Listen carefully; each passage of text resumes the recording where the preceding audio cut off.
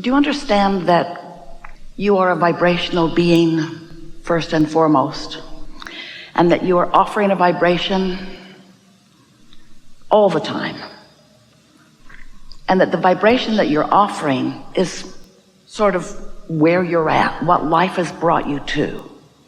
It's often based upon what you've been thinking about. It's about what you've just been thinking about. It's what you are thinking about. But what you are thinking about is usually sort of like what you have been thinking about, because you usually don't move much from what you have been thinking about to what you are thinking about, but you could.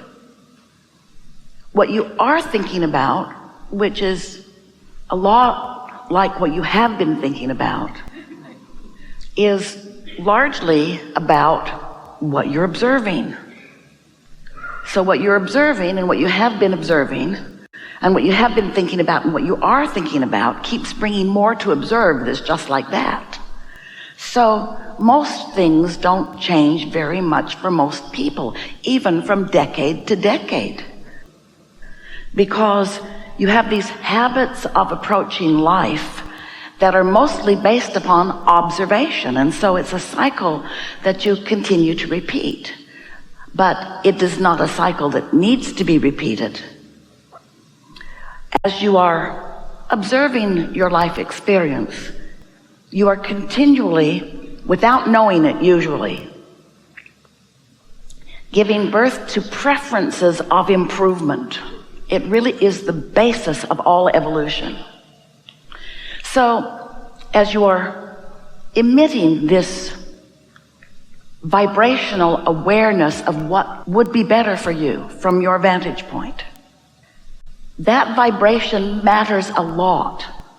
It becomes a part of a vibrational reality that is the basis of future realities of future generations, but it could be the basis of your future and not so far distant reality.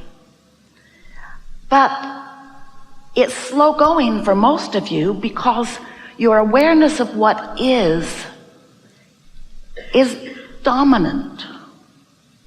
Hold that word dominant in your mind for just a little bit. We want to revisit as we move through this day together, because there are many things that you think about, and sometimes you feel good when you think about some of these things, and sometimes you don't feel so good when you think about these things. But in every case, on every subject, you do have a dominant vibration. And let's call that dominant vibration your belief. Your belief is a thought that you continue to think. And the reason that you continue to think the thought is because it's dominant, so it's easiest to find.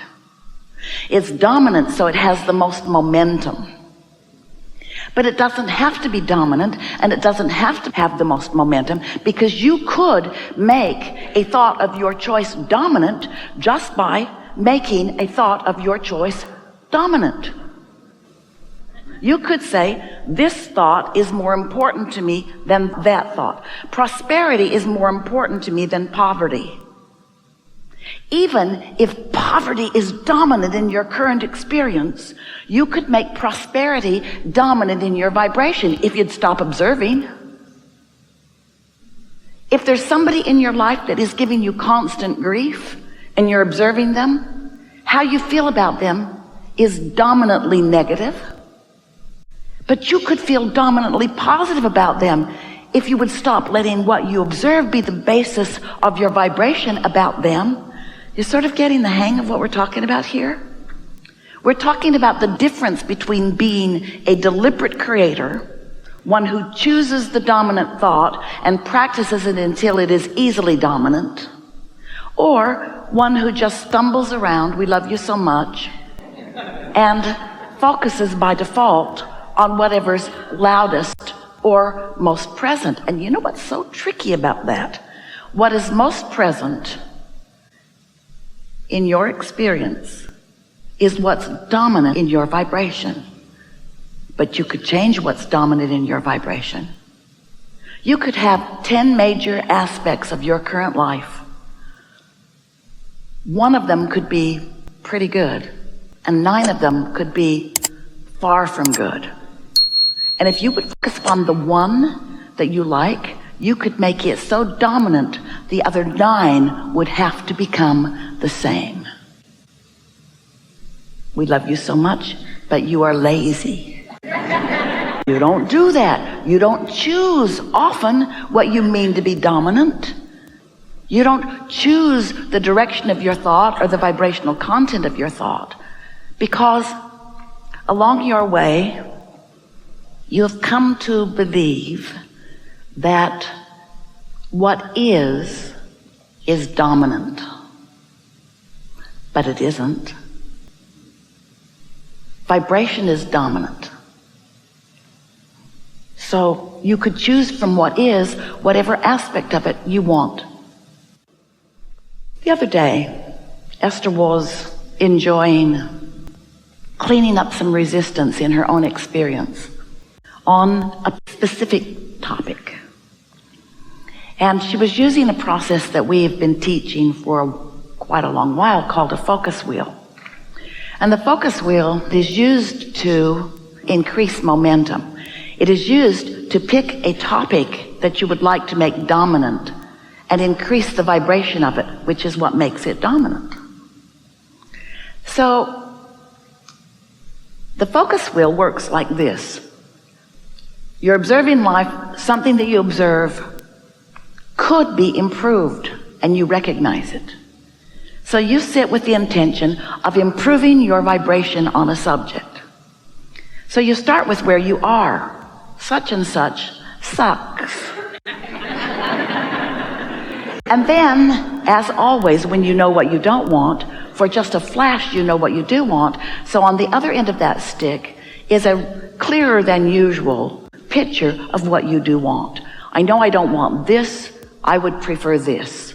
So in the center of a page, Esther always draws a big circle, and she writes a positive statement that right now is not dominant within her at all. In fact, the opposite of it is dominant within her. That's why she's doing this.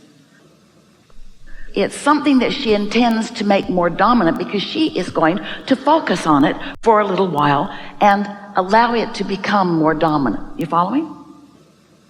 So she writes this in the center, and then she tries to think of things that are easy to think of, the support center circle of intention. And it's pretty easy. First one comes sort of hard, but then she gets rolling, and she'll write the first and the second and the third and the fourth and the fifth and the sixth, and sometimes she'll just fill a whole page in all around. Sometimes you can hardly see anything left on the page. It's just writing everywhere. Sometimes the momentum becomes so fast that she finds what she has written in the center to be dominant in this moment. She changed what was dominant to something else. We call that deliberate creating. It's fun to clean up vibration. However, cleaning up vibration, just the idea of cleaning up a vibration, has resistance in it because there's something to clean up. And when you focus too long or too hard on what you're cleaning up, you make it dominant. You can do so many focus wheels on something that bothers you that you can make that thing that bothers you dominant. You getting the sense of what we're talking about? We love you so much. That's what humans do. You try so hard to get it right. You want so much to be good at what you do that you are so often in your quest for rightness or goodness or improvement actually activating the other end of the stick without even knowing you're doing it.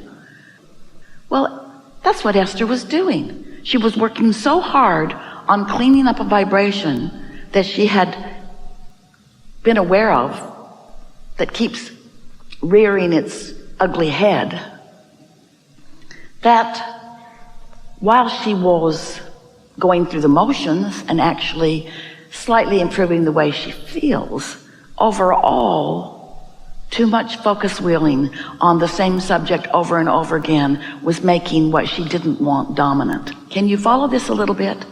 And can you put it in the category of trying too hard? So something very wonderful happened to Esther during this process.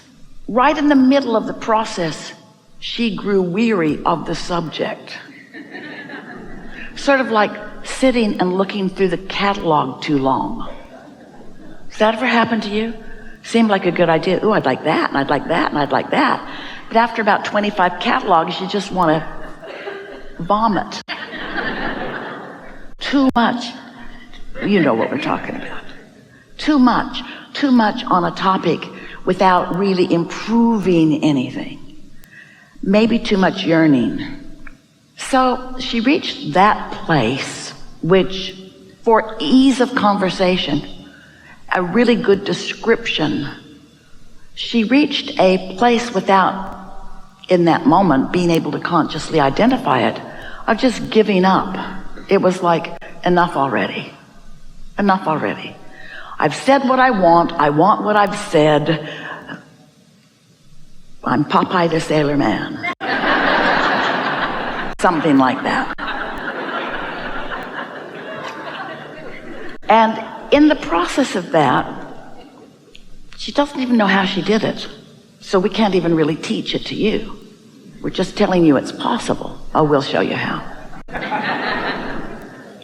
Esther fast forwarded into an uncluttered space of pure desire. And the thought that came to her mind was, if I could have this any way I wanted, if I were starting all over with this, if I were starting completely over with this, what would I choose? And right behind that came the thought, since I'm starting over right now, because every moment you're starting over. In every moment, you're starting over on what you make dominant. Since I'm starting over right now, what do I choose? What do I choose since I'm starting over? It was like she rocketed through a portal where no resistance went with her. She was free of the focus wheel, free of trying to clean stuff up. She went into a sort of dream state, a sort of state of, since I get to choose whatever I want, what do I choose? She was free of now reality and just in a dream state of, what would I choose about this? Well, I would choose this, and I would choose this, and I would choose this, and I would choose this. She was breathless.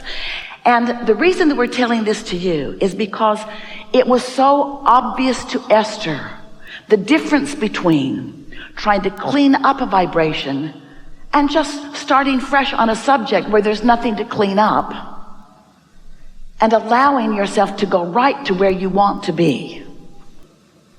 You do have to be willing to feel the vibration of it rather than have the dependency on seeing, hearing, smelling, tasting, touching.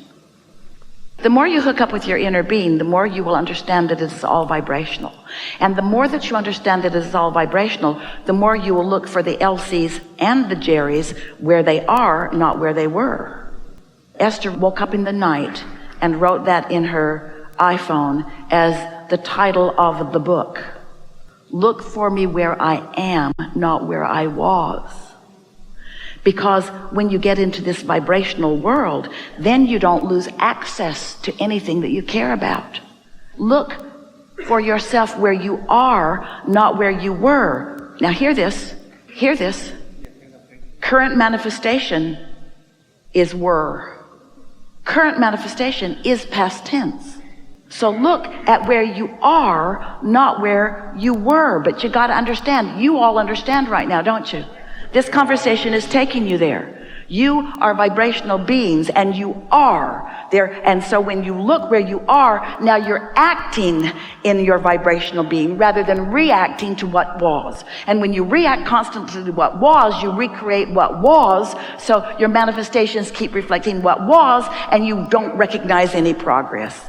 This was a really good conversation, and this is a really good time for a segment of reflection.